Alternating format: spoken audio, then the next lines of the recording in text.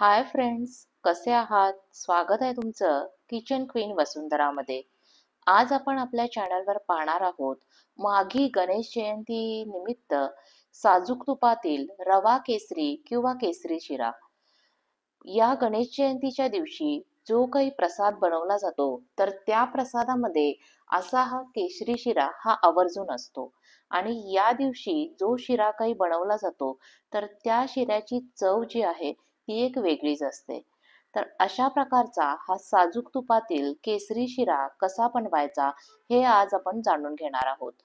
तर अशा या केशरी शिऱ्याची रेसिपी जाणून घेण्यासाठी व्हिडिओ आहे तो शेवटपर्यंत पहा आणि चॅनलवर जर नवीन असाल तर चॅनलला सबस्क्राईब करा. तर आता आपण कृतीला सुरुवात करूयात. सुरुवातीला मी एक कढई घेतलेली आहे. कढई आपल्याला चांगली गरम करून घ्यायची आहे आणि यामध्ये आपल्याला रवा भाजून घ्यायचा आहे. हा जो काही आपण रवा भाजणार आहे तो आपण साजूक तुपामध्ये भाजणार आहे. हा शिरा बनवताना मी पूर्ण साजूक तुपाचा वापर केलेला आहे. डालडा किंवा तेल अजिबात वापरलेलं नाहीये. तुपामुळं आपल्या शिऱ्याला जी काही चव येणार आहे ती अप्रतिम चव येणार आहे. तर इथं मी घेताना छोट्या वाटीनं 1 वाटी होईल इतका रवा घेतलेला आहे आणि रवा घेताना मोठा रवा घ्यायचा आहे, बारीक रवा घ्यायचा नाहीये. तर हा रवा भाजण्यासाठी इथं मी 4 टेबलस्पून होईल इतकं तूप घातलेलं आहे. तूप आपल्याला व्यवस्थित पातळ होऊ द्यायचं आहे. थंडीचे दिवस असल्यामुळं तूप जे होतं ते थोडंसं घट्ट होतं. त्यानंतर तूप जे आहे ते मी पूर्ण कढईला व्यवस्थित पसरवून असं घेतलेलं आहे. तूप जे आहे ते पातळ झालेलं आहे. आता आपण त्याच्यामध्ये 1 वाटी होईल इतका रवा ऍड केलेला आहे. रवा घेताना आपल्याला मोठा रवा वापरायचा आहे, बारीक रवा अजिबात वापरायचा नाहीये. त्यानंतर हा रवा जो आहे तो आपल्याला मंद आचेवर एक 6 ते 7 मिनिटं भाजून घ्यायचा आहे. भाजताना आपल्याला व्यवस्थित तो एकसारखा हलवत राहायचा आहे. मध्ये आपण जर रवा भाजताना थांबलो तर तो जो रवा आहे तो एकीकडे भाजला जाईल, एकीकडचा कलर जो आहे तो चेंज होईल आणि एकीकडचा कलर जो आहे तो व्हाईट राहील. त्यामुळे आपल्याला तो कंटिन्युअसली सतत हलवत राहायचा आहे. थोडासा रवा भाजून झाल्यानंतर मला इथं असं जाणवलं की याला तूप आणखी जे आहे ते लागणार आहे. तूप जे आहे ते कमी पडतंय. त्यामुळं मी त्याच्यामध्ये आणखी एक अर्धा टेबलस्पून होईल इतकं तूप जे आहे ते ऍड करून घेतलेलं आहे. रव्याचा प्रत्येक कण जो आहे तो तुपानं काय व्हायला पाहिजे, कव्हर व्हायला पाहिजे. तसं जर नसेल तर काय करायचं, आपल्याला तूप जे आहे ते ऍड करायचं आहे. सुरुवातीला आपण तूप कमी घालणार आहोत. तूप जर जास्त झालं तर नंतर ते तूप काही आटलं वगैरे जात नाही.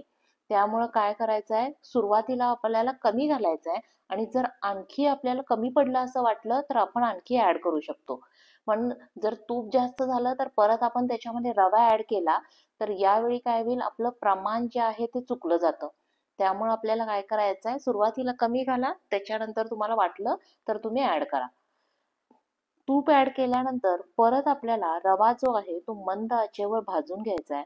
हा रवा भाजून घेण्यासाठी आपल्याला एक 7 ते 8 मिनिटं इतका वेळ लागणार आहे. रवा आपल्याला मंद आचेवरच भाजायचा आहे. रवा जर आपण मोठ्या आचेवर भाजला तर तो पटकन लाल होईल आणि त्यामुळं शिऱ्याचा पूर्ण जो कलर आहे तो बदलून जाईल. त्यामुळं आपल्याला मंद आचेवर भाजताना तो थोडासा लाल जरी व्हायला लागला तरी आपल्याला लगेच रवा भाजणं थांबवायचं आहे. नाही म्हणलं तरी हा छोट्या वाटीनं जरी घेतला असेल तरी हा मंद आचेवर भाजण्यासाठी आपल्याला एक 7 ते 8 मिनिटं इतका वेळ लागणार आहे. रवा भाजायला सुरुवात करण्यापूर्वीच मी पाणी जे आहे ते गरम करायला ठेवलं होतं. 1 वाटी रव्यासाठी जवळजवळ 2.5 वाटी होईल इतकं पाणी मी घेतलेलं आहे आणि या पाण्यामध्ये आपल्याला एक अर्धा टीस्पून होईल इतका खायचा केशरी रंग त्याच्यामध्ये ऍड करायचा आहे. आपण शिरा बनवून झाल्यानंतर त्याच्यामध्ये कलर घालणार नाहीये, तर पाण्यामध्येच आपण कलर जो आहे तो ऍड करून घेणार आहे. आता मी पाण्यामध्ये कलर जो आहे तो ऍड करून घेतलेला आहे आणि त्याबरोबर आपला रवा जो आहे तो आपला आता भाजत आलेला आहे. आता आपण गरम केलेलं हे पाणी जे आहे ते थोडं थोडं करून ऍड करणार आहे. थोडं गरम पाणी ऍड करायचं, त्याच्यानंतर रवा जो आहे तो त्या पाण्यामध्ये व्यवस्थित मिक्स करून घ्यायचा आणि ज्याप्रमाणे लागेल त्याप्रमाणे आपल्याला पाणी जे आहे ते ऍड करायचंय. सगळं पाणी एकदम ऍड करायचं नाहीये. सगळं पाणी एकदम ऍड केलं तर काही वेळेला रव्याला पाणी जे आहे ते खूप लागतं, काही वेळेला रव्याला पाणी आहे ते कमी लागतं. आता इथं मी बघितलेलं आहे, तर रव्याला पाणी जे आहे ते आपल्याला आणखी लागणार आहे. म्हणून मी आणखी थोडं पाणी त्यातलं ॲड केलेलं आहे आणि त्या पाण्यामध्ये पूर्ण रवा जो आहे तो मिक्स करून घेतेय. इथं रवा आपण मोठा रवा घेतलेला आहे, त्यामुळे पाणी जे आहे ते थोडं जास्त लागणार आहे. बारीक रवा घेतलं तर खूप म्हणजे खूप कमी पाणी लागतं. पण त्या रव्याची जी आहे ती शिऱ्याची टेस्ट आहे ती आपली व्यवस्थित येत नाही. आता मी इथं थोडं थोडं करून पाणी ऍड करतेय. त्यानंतर आपण साखर ऍड करणार आहे. साखरेचं देखील त्याला पाणी सुटणार आहे, म्हणून आपण सगळं पाणी एकदम घालत नाहीये. जेवढं आपण पाणी घालतोय तेवढं पाणी ते रवा जो आहे तो शोषून घेतोय. आपल्याला तो शिजला गेला पाहिजे म्हणून आपल्याला थोडंसं पाणी आहे ते एक्स्ट्रा घालायचं आहे. आता पाणी मी बऱ्यापैकी मिक्स करून घेतलेलं आहे आणि ते पाणी सुद्धा घेताना आपल्याला एकदम हॉट वॉटर, एकदम उकळलेलं पाणी वापरायचं आहे. गार पाणी तर अजिबातच वापरायचं नाहीये. आणि हे सगळं करताना गॅसची फ्लेम जी आहे ती आपल्याला मंदच ठेवायची आहे. पाणी ऍड करून झाल्यानंतर त्याच्यामध्ये मी साखर ऍड करणार आहे. मी ज्या वाटीनं रवा घेतला होता त्याच वाटीनं पाऊण वाटी होईल इतकी साखर घेतलेली आहे. पाऊण वाटी साखर आहे ती इनफ आहे. साखर घेताना आपल्याला रेग्युलर साखर घ्यायची आहे, मोठी साखर वगैरे घ्यायची नाहीये. साखर घातल्यानंतर मी ती लगेच मिक्स केलेली नाहीये, तर मी त्याच्यावर एक प्लेट ठेवणार आहे आणि त्या साखरेचं पाणी सुटेपर्यंत त्याला आपल्याला झाकून ठेवायचं आहे. हे करण्यासाठी आपल्याला एक 2 मिनिटाचा वेळ जो आहे तो इनफ आहे. तर आता मी 2 मिनिटासाठी त्याच्यावर प्लेट झाकून ठेवलेली आहे.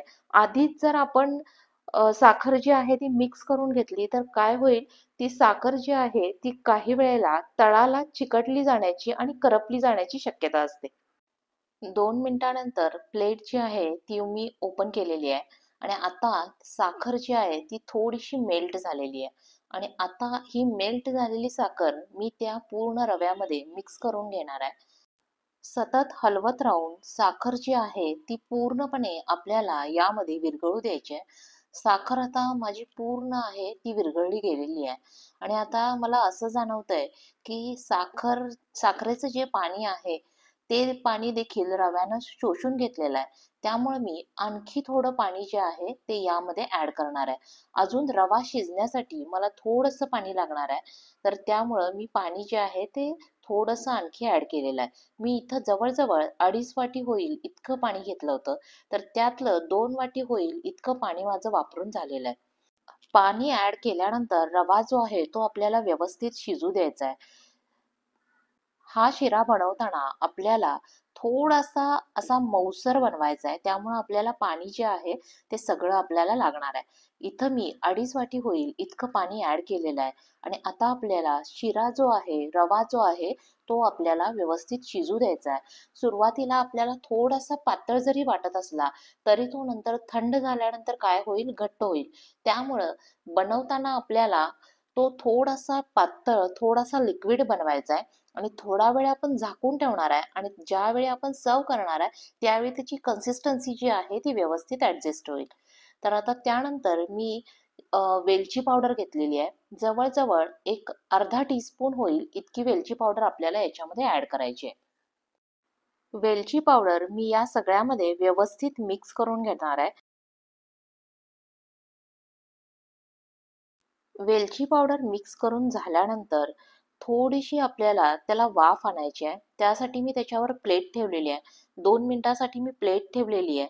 2 मिनिटानंतर मी प्लेट जी आहे ती काढलेली आहे आणि हे सगळं करताना आपल्याला गॅसची फ्लेम जी आहे ती मंदच ठेवायची आहे.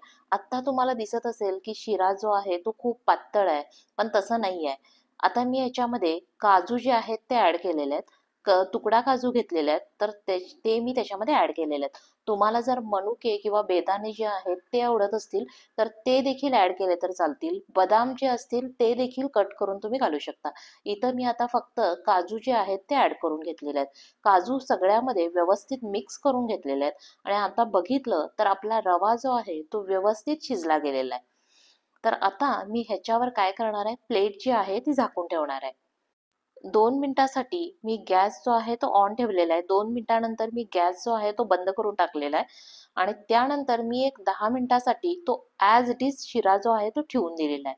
10 मिनिटानंतर आपण हा तयार झालेला शिरा जो आहे तो सर्व करणार आहोत. तर सुरुवातीला मी एका वाटीमध्ये खाली काजू, बदाम आणि थोडेसे केसर जे आहे ते लावून घेतलं होतं आणि त्याच्यावर शिरा जो आहे तो प्रेस करून भरला होता आणि त्यानंतर त्याची जी आहे ती मूद जी आहे ती पाडलेली आहे. तर अशा प्रकारे आपला केशरी शिरा किंवा रवा केसरी जो आहे तो तयार झालेला आहे. तर ही होती आजची आपली केशरी शिरा बनवण्याची रेसिपी. रेसिपी आवडली असेल तर व्हिडिओला लाईक करा, शेअर करा आणि अशाच नवीन नवीन रेसिपीसाठी चॅनलला सबस्क्राईब करा. तोपर्यंत बाय बाय.